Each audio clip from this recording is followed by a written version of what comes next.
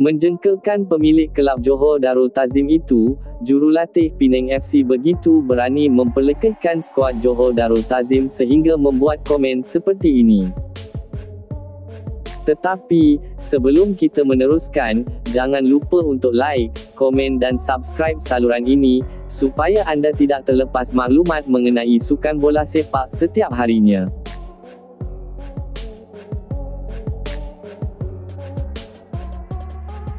Penang FC tekad menampilkan aksi terbaik pada suku akhir pertama menentang Johor Darul Ta'zim, JDT, di Stadium Bandaraya, malam esok. Ketua jurulatihnya, Wan Rohaimi Wan Ismail, berkata semua pemain sedia beraksi dan hanya seorang import, OJ Porteria tidak dapat diturunkan kerana digantung satu perlawanan.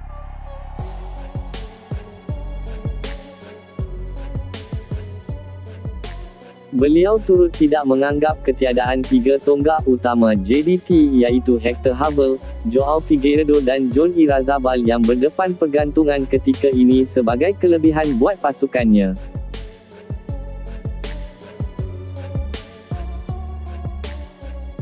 Umum mengetahui kekuatan JDT tidak hanya bergantung kepada tiga pemain itu.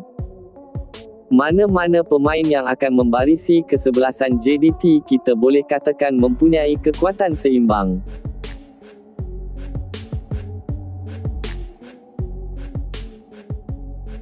Harapan saya agar pemain yang akan diturunkan dapat memberikan persembahan terbaik dan bersedia mengawal segala situasi dalam tempoh 90 minit perlawanan.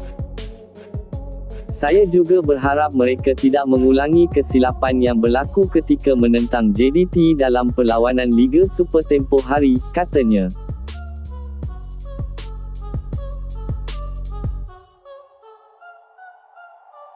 Wan Rohaimi berkata, semangat serta persaingan sihat dalam kalangan pemain pada ketika ini dilihat berada pada tahap yang baik dan menjadi petanda positif menjelang pertemuan getir esok.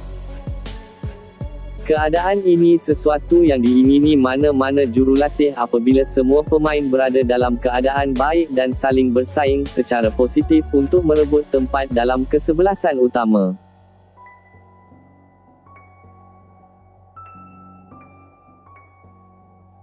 Saya yakin sesiapa saja yang akan diberi tanggungjawab akan buat yang terbaik dan selepas dua perlawanan terakhir yang dimenangi kami dapat lihat momentum berlainan berbanding sebelum ini, katanya.